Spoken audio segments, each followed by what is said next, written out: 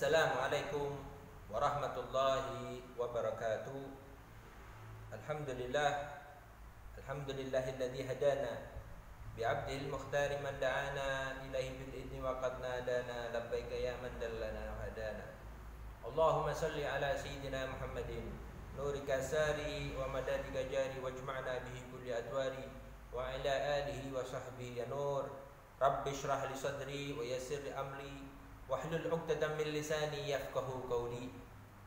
Nawaina ta'alluma wa ta'lim wa nafa'a wal intifa'a wa tadhakkura wa tadhkir wal ifadah wal istifadah wa hatha 'ala tamasuki bi kitabillah wa sunnati rasulillah wa du'a ila al huda wa dalalata 'ala al khair ibtigha'a wajhillah wa mardatihi wa qurbihi wa thawabihi subhanahu wa ta'ala. Amma ba'd.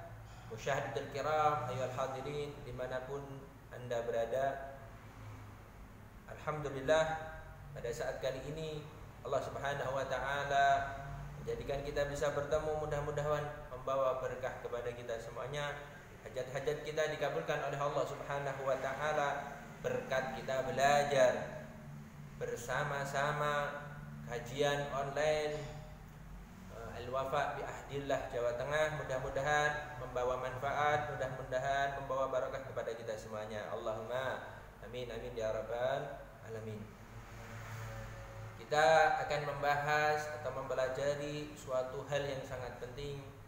Karena apa? Setiap waktu, setiap hari, setiap jam kita melakukannya. Apa itu? Yaitu salat.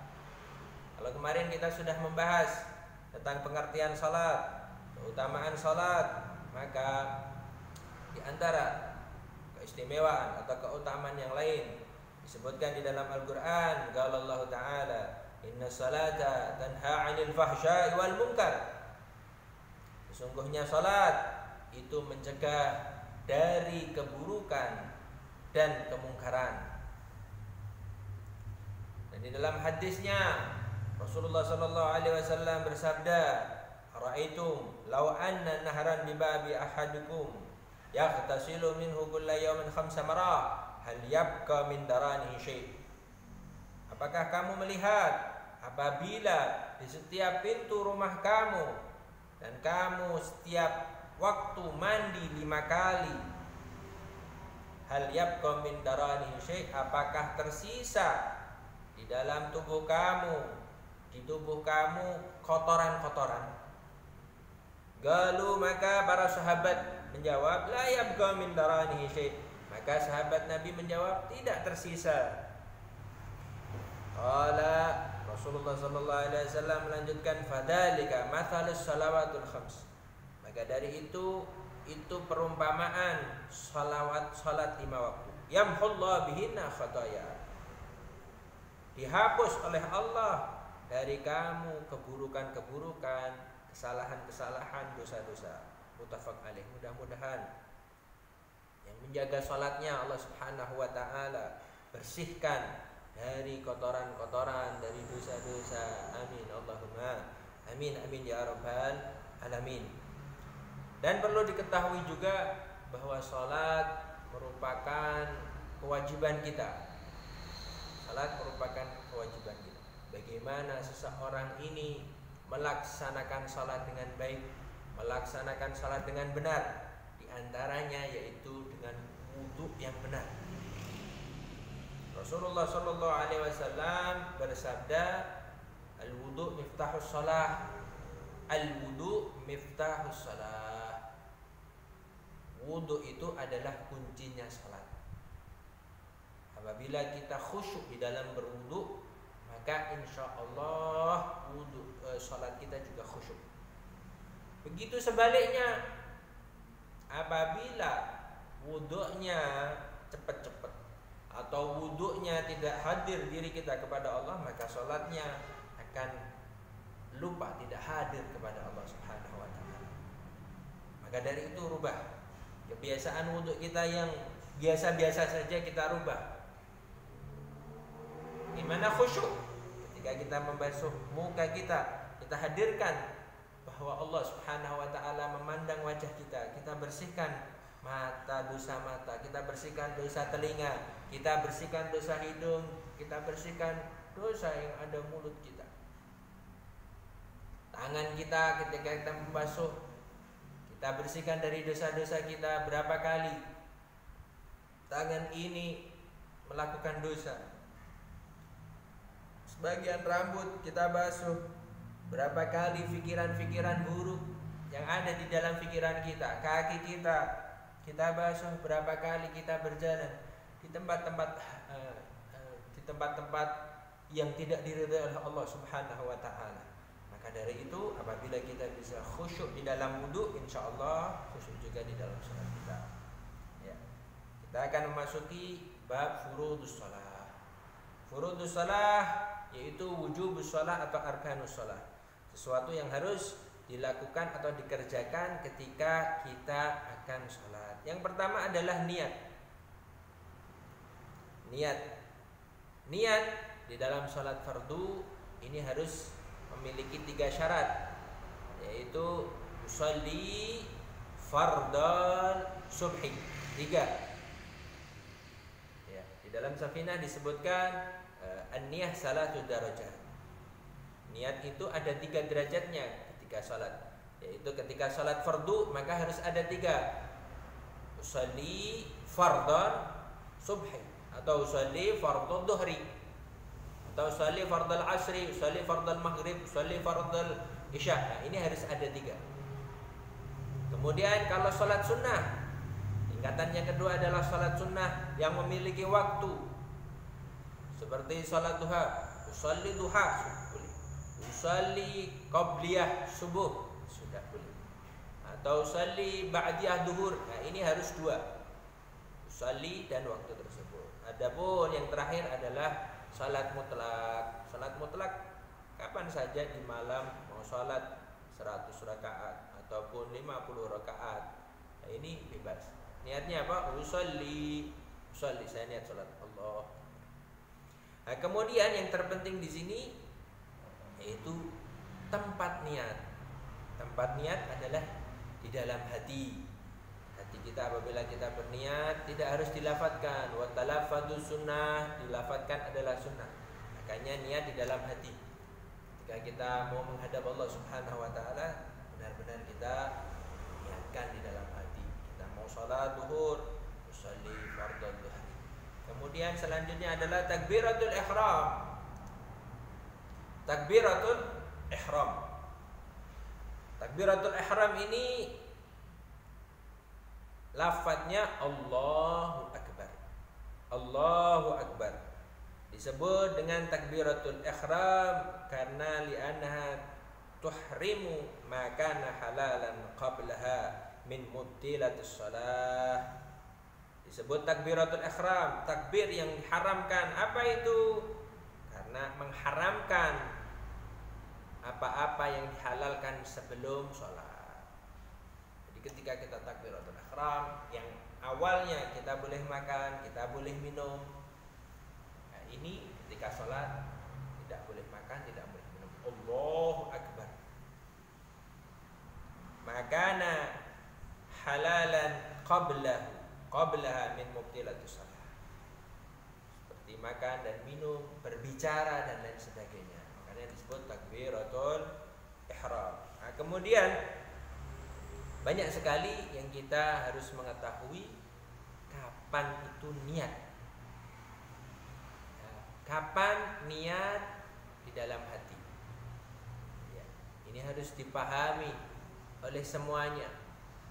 Walaupun ada sebagian ulama yang membolehkan, tapi di Hadramaut sana kita diajari bahwa niat yaitu ketika takbiratul ihram. Niat tempatnya ketika takbiratul ihram, waktunya ketika takbiratul ihram. Jadi ketika Anda siap untuk salat, takbiratul ihram, Allahu Akbar. Ketika Allahu Akbar, disitulah letak niat. Ketika lafaz Allahu Akbar sampai ra. Jadi dari A sampai ra, huruf A sampai ra itu adalah tempat niat.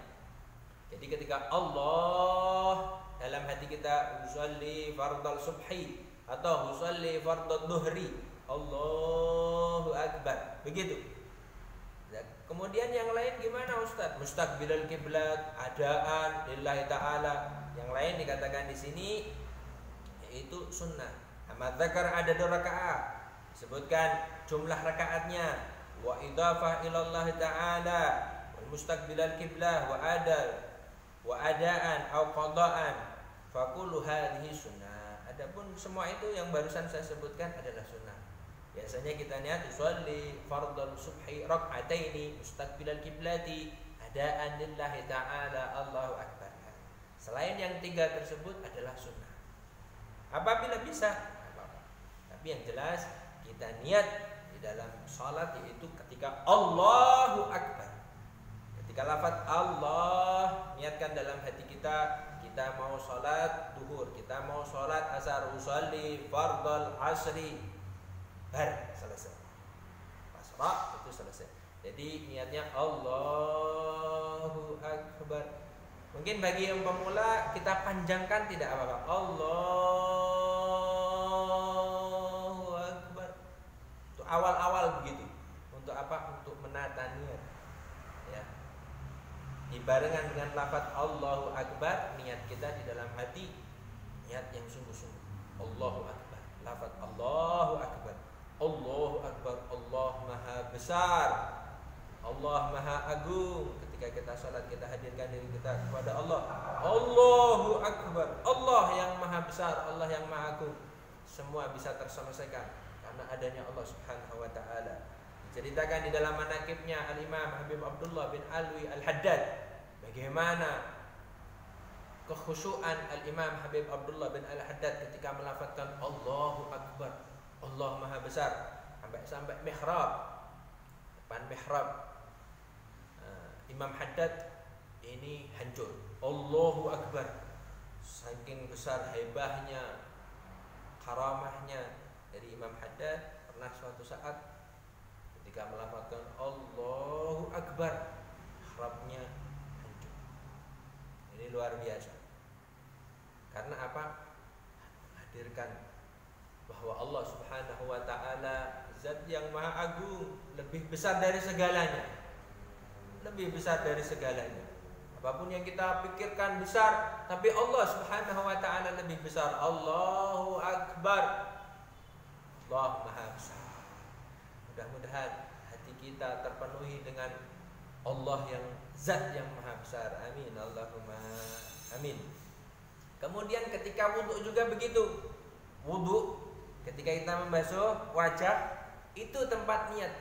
Nawaitul wudu'a li rafil hadasil asghar. Bukan ketika kita membasuh tangan. Sholli nawaitul wudu'a li rafil hadasil asghar, bukan. Tapi ketika kita membasuh muka kita ketika kita wudu, disitulah tempat niat. Nawaitul wudu'a li rafil hadasil asghar lillahi ta'ala. Itu adalah tempat-tempat niat. Banyak sekali orang yang lupa akan hal ini. Dari itu dengan kajian online ini mudah-mudahan bermanfaat. Karena apa? Niat tersebut mufarakatan muqaranan bi fi'lihi. Niat tersebut adalah berbarengan dengan pekerjaannya. Pekerjaannya yang pertama di dalam rukun wudu adalah membasuh muka. Pekerjaan yang pertama dari salat yaitu takbiratul ihram. Maka disipkan niat. Gimana Ustaz? Kemarin sudah niatnya sebelum sholat gimana? Ada sebagian ulama berpendapat itu dibolehkan. Wa talafadu biha sunnah, dilafatkan sunnah. Untuk apa? Untuk membantu di dalam hati boleh. Ketika jenengan sholat, ketika anda mau sholat, usolli fardhu dhuhri. Ya, usolli fardhu dhuhri arba'a rakaat mustaqbilal kiblati.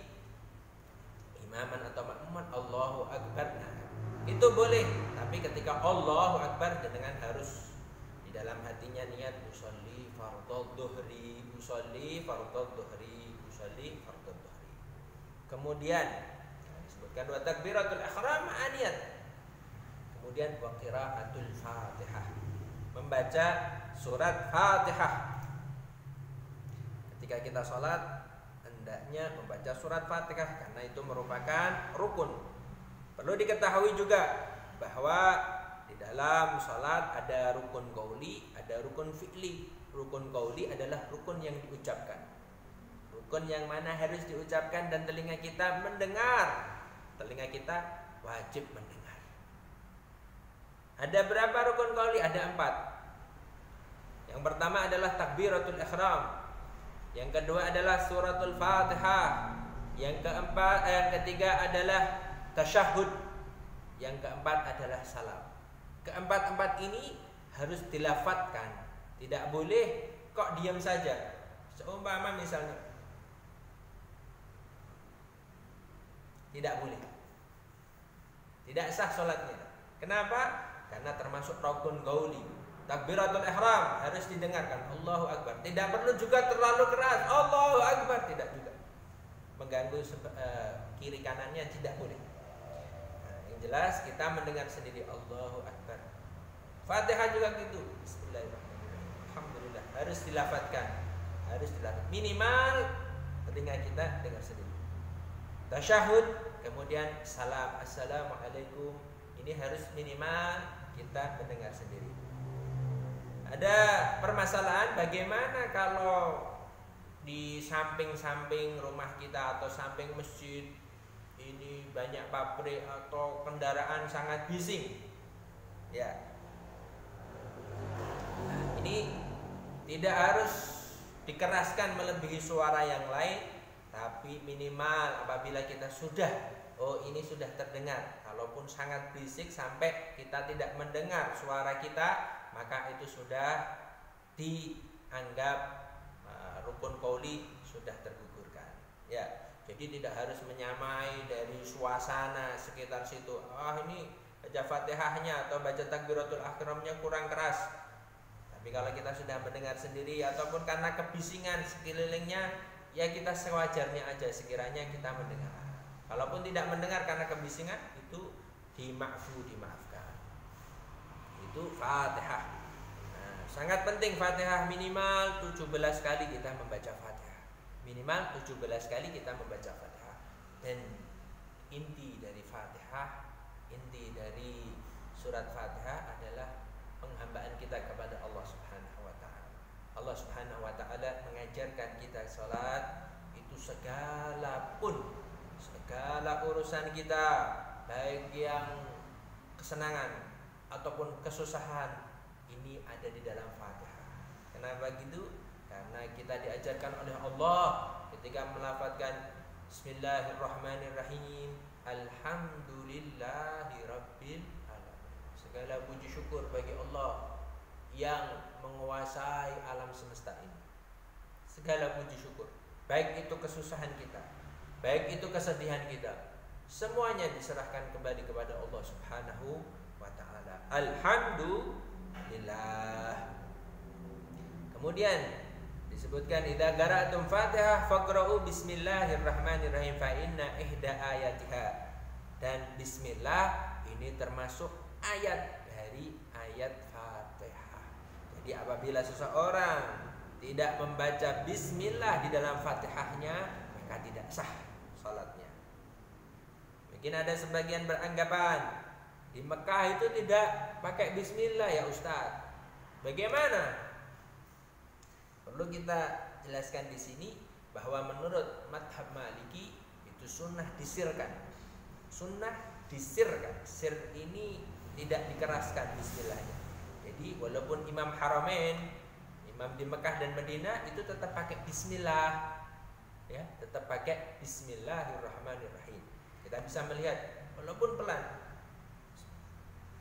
Alhamdulillahirabbil alamin, begitu. Ya. Itu tetap pakai bismillah karena termasuk ayat dari ayat Fatihah. Kemudian wa tasydidatu arba'u asyara. Dan tasydid di dalam surat Fatihah itu ada 14 tasydidnya. Nah, kita harus mentasydidkan apa-apa yang ada di Fatihah, tasydidnya harus jelas. Wa ikhrajud dha min ad-dha wa laysa fil Fatihah dha, dan mengeluarkan huruf dha min ad-dha. Jangan sampai kita salah melafadzkan dha dengan dha karena hampir mirip dha sama dha. Dan di dalam Fatihah tidak ada huruf dha. Tsumma ruku'. Kemudian ruku'. Apa itu ruku'? Ar-ruku' al-inhina, menunduk. Wa syar'an ayyanhiya musalli bihaitsu tanalu rahatahu rukbatah. Menunduk seseorang yang salat bihaitsu tanalu rahatahu rukbatah. Sekiranya sampainya apa ini? Telapak tangan kepada lutut. Jadi ini harus bihaitsu tanalu rahatahu. Nah, ini sampai lutut. Ini harus, tidak boleh gini, tidak sampai lutut. Ataupun gini makruh. Bablasannya ini haitsu tanalu rahatahu. Kemudian wa yatma'innu fihi wujuban. Kemudian tumukninah. Apa itu tumukninah? Sukunu baina harakatain bi qadri subhanallah. Tumukninah adalah berhentinya atau diam sejenak di antara dua gerakan salat bi qadri subhanallah, dengan kadar subhanallah. Jadi setiap kita ruku, i'tidal, sujud itu harus ada jeda. Walaupun cepat itu boleh, tapi harus ada jeda. Harus ada jeda. Subhanallah. Tidak boleh kok mantul. Allah. Nah, ini tidak boleh, tidak sah. Harus ketika rukuk ada jeda. Subhana rabbiyal azim wa bihamdi. Subhana rabbiyal azim wa bihamdi. Begitu. Wa tajibu fi arba' argan wa hiya ar-ruku' wal i'tidal wa sujud julusun baina sajdatain. Jadi tumukninah itu di 4 tempat, yaitu ketika ruku', ketika i'tidal, ketika sujud, dan ketika duduk di antara dua sujud. Itu tumukninah. Wujuban hatta taskunu a'dha'u, sehingga anggota badan ini berhenti. Tsumma i'tidal, kemudian i'tidal. I'tidal. Apa makna i'tidal? Al-i'tidal adalah istiqamah, berdiri tegak. Wa syar'an 'ud musalli ila ma kana 'alaihi qabla ruku'. Kembalinya seseorang yang salat kepada tempat yang mana sebelum ruku'. Nah, ini luar biasa ini. Istilah di dalam fikih, kembalinya seorang musalli seperti apa-apa sebelum ruku'. Ya. Karena bukan tegak lurus gini, bukan. Kasihan kalau orang yang sudah simbah-simbah, sudah sepuh, rukuknya berdirinya sudah bongkok. Kalau i'tidal disebut harus berdiri tegak, kasihan, tidak bisa berdiri tegak. Apa perlu ditegakkan begitu? Tidak. Kalau rukuk berdirinya sudah agak bungkuk, emang kondisinya begitu, tulang belakangnya begitu, ya sudah, habis rukuk i'tidal. Nah, ini tidak harus tegak begitu, tidak. Ya. Tapi kalau berdirinya sudah tegak, kembalinya harus tegak, i'tidal itu. Kemudian wa yatma'innu fihi, kemudian tumukninah. Kemudian tumukninah wujuban, tsumma sujud marratain, kemudian sujud 2 kali.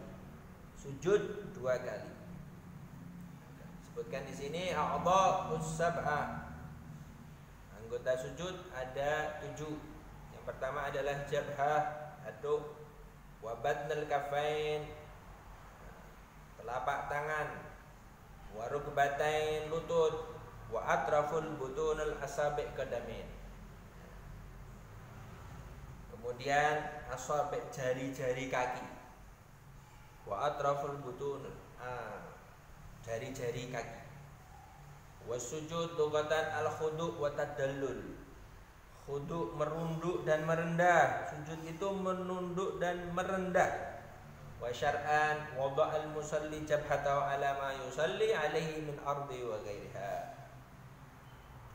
Menjatuhkan atau meletakkan ini jidat seorang yang salat ala ma yusalli alaih, di atas dia salat, min ardi wa ghairiha, di bumi, di lantai, itu sujud. Dan anggota sujud sab'ah itu harus ini jidat, kedua telapak tangan, lutut dan jari-jari kaki. Nah, ini harus. Bagaimana hidung atau mulut? Hidung atau mulut ketika sujud adalah sunnah. Ya. Kemudian wajulusu baina sajadatain, duduk di antara dua sujud, wa yatma'innu wujuban fi gul, dan tumukninah di antara duduk di antara dua sujud, wa yaf'alu baqi raka'ah kadzalik, dan melaksanakan rakaat-rakaat berikutnya seperti yang dijelaskan dalam kitab Safinatun Najah. Disebutkan arkanus shalah itu ada 17 ya. Arkanus shalah ada 17. Kemudian disebutkan di kitab lain arkanus shalah ada 13. Ada perbedaan, aslinya sama, cuma perbedaannya adalah tumukninah. Tumukninahnya disendirikan atau dijadikan termasuk rukun. Kalau di Safinah disendirikan. Jadi makanya jadinya 17. Adapun yang 13 tumukninah masuk ke dalam rukun.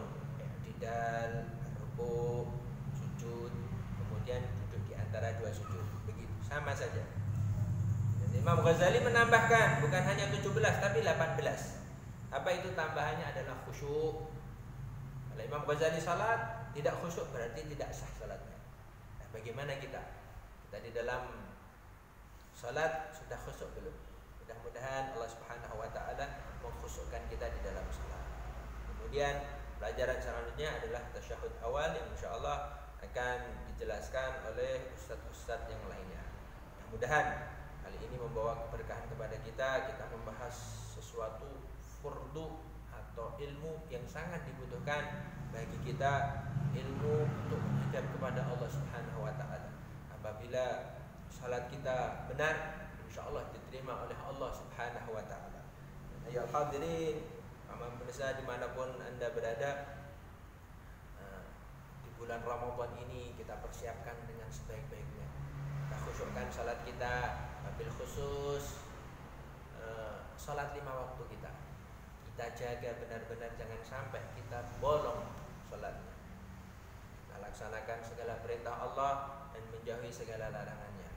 Yang terakhir adalah usahakan untuk kita salat subuh dan salat isya berjamaah. Salat subuh berjamaah dan salat isya berjamaah di bulan Ramadan ini kita usahakan. Jangan sampai kita tinggalkan, karena dua salat ini merupakan asuransi kita, lebih baik dari asuransi manapun. Karena apa? Dikatakan Rasulullah sallallahu alaihi wasallam bahwa man salah isya fi jamaah fa fi dhimmatillah. Barang siapa yang salat isya berjamaah maka di dalam perlindungan Allah sampai subuh. Dan ketika orang subuh berjamaah maka fi dhimmatillah hatta yumshi.